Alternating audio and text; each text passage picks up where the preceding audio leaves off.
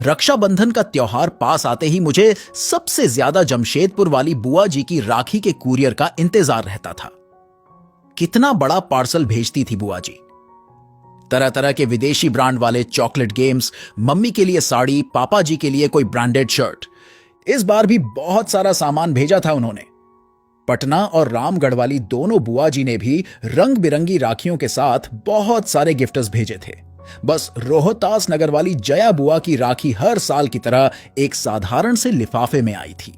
5 राखियां कागज के टुकड़े में लपेटे हुए, रोली चावल और 50 का एक नोट। मम्मी ने चारों बुआ जी के पैकेट डाइनिंग टेबल पर रख दिए थे ताकि पापा ऑफिस से लौटकर एक नजर अपनी बहनों की भेजी राखियां और तोहफे देख ले। पापा रोज की तरह आते ही टेबल पर लंच बॉक्स का थैला और लैपटॉप की बैग रखकर सोफे पर पसर गए थे। चारों दीदी की राखियां आ गई है। मम्मी ने पापा के लिए किचन में चाय चढ़ाते हुए आवाज लगाई थी, जया का लिफाफा दिखाना जरा। पापा जया बुआ की राखी का सबसे ज्यादा इंतजार करते थे और सबसे पहले उन्हीं की भेजी राखी कलाई में बांधते थे। जया बुआ सारे भाई बहनों में सबसे छोटी थी, पर एक वही थी जिसने विवाह के बाद से शायद कभी सुख नहीं देखा था। विवाह के तुरंत बाद देवर ने सारा व्यापार हड़प कर घर से बेदखल कर दिया था। तब से फूफा जी की मानसिक हालत बहुत अच्छी नहीं थी। मामूली सी नौकरी कर थोड़ा बहुत कमाते थे। बेहद मुश्किल से बुआ घर चलाती थी। इकलौते बेटे श्याम को भी मोहल्ले के साधारण से स्कूल में डाल रखा था। बस एक उम्मीद सी लेकर बुआ जी किसी तरह जिए जा रही थी। जया बुआ के भेजे लिफाफे को देखकर पापा कुछ सोचने लगे थे।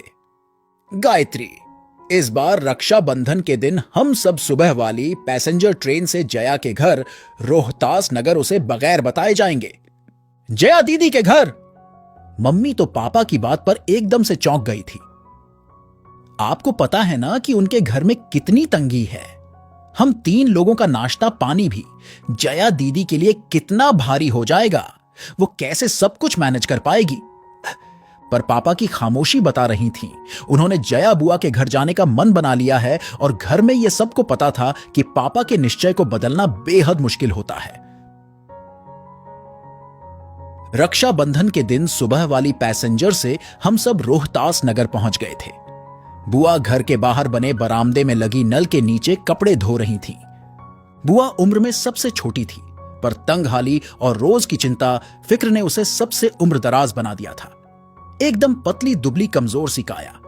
इतनी कम उम्र में चेहरे की त्वचा पर सिलवटें साफ दिख रही थीं। बुआ की शादी का फोटो एल्बम मैंने कई बार देखा था। शादी में बुआ की खूबसूरती का कोई जवाब नहीं था। शादी के बाद के 11 वर्षों की परेशानियों ने बुआ जी को कितना बदल दिया था। बेहद पुरानी घिसी सी साड़ी में बुआ को दूर से ही पापा मम्मी कुछ क्षण देखे जा रहे थे। पापा की आंखें डबडबा सी गई थी। हम सब पर नजर पड़ते ही बुआ जी एकदम चौंक गई थी। उन्हें समझ नहीं आ रहा था कि वो कैसे और क्या प्रतिक्रिया दे। अपने बिखरे बालों को संभाले या अस्त व्यस्त पड़े घर को दुरुस्त करे। उसके घर तो बरसों से कोई मेहमान नहीं आया था।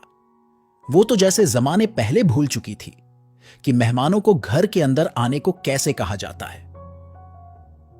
बुआ जी के बारे में सब बताते हैं कि बचपन से उन्हें साफ सफाई और सजने संवरने का बेहद शौक रहा था, पर आज दिख रहा था कि अभाव और चिंता कैसे इंसान को अंदर से दीमक की तरह खा जाती है। अक्सर बुआ जी को छोटी मोटी जरूरतों के लिए कभी किसी के सामने तो कभी किसी के सामने हाथ फैलाना होता था। हालात ये हो गए थे कि ज्यादातर रिश्तेदार उनका फोन उठाना बंद कर चुके थे।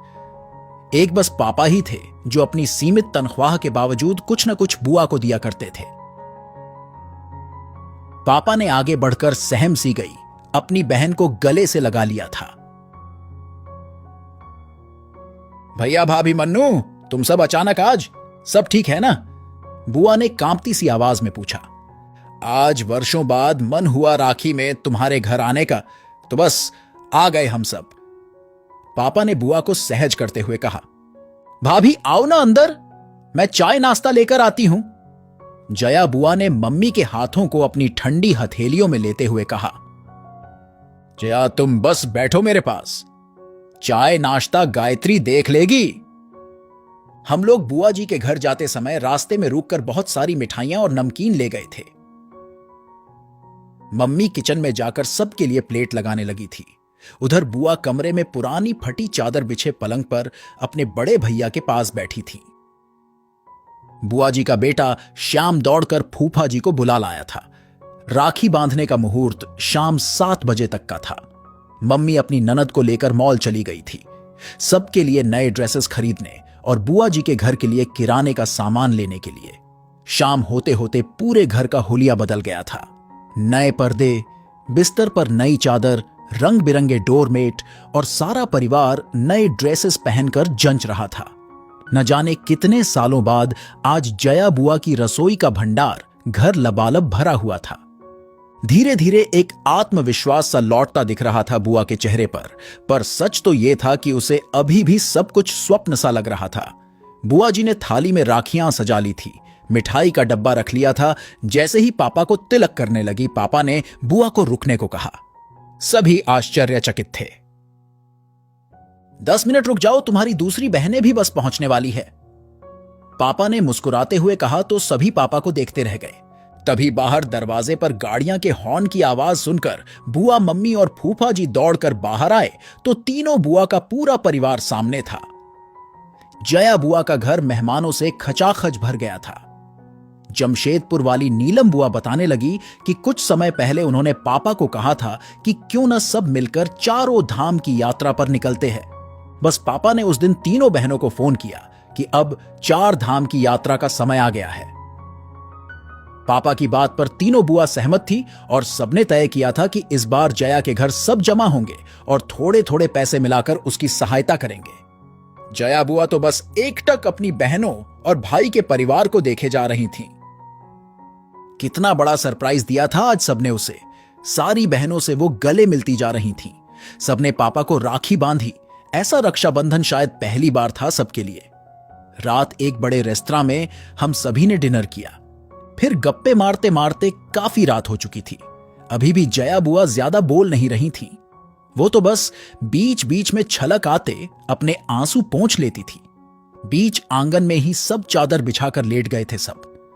जया बुआ पापा से किसी छोटी बच्ची की तरह चिपकी हुई थी, मानो इस प्यार और दुलार का उसे वर्षों से इंतजार था। दोस्तों, आपकी इस वीडियो के बारे में क्या राय है नीचे कमेंट करके जरूर बताइएगा। और अगर आपको ये वीडियो पसंद आए तो इस वीडियो को लाइक करिएगा, शेयर करिएगा ज्यादा से ज्यादा लोगों तक। और ऐसे ही और भी इंस्पिरेशनल वीडियो के लिए सब्सक्राइब करें हमारे YouTube चैनल को और Facebook पर फॉलो करें हमारे पेज को। धन्यवाद।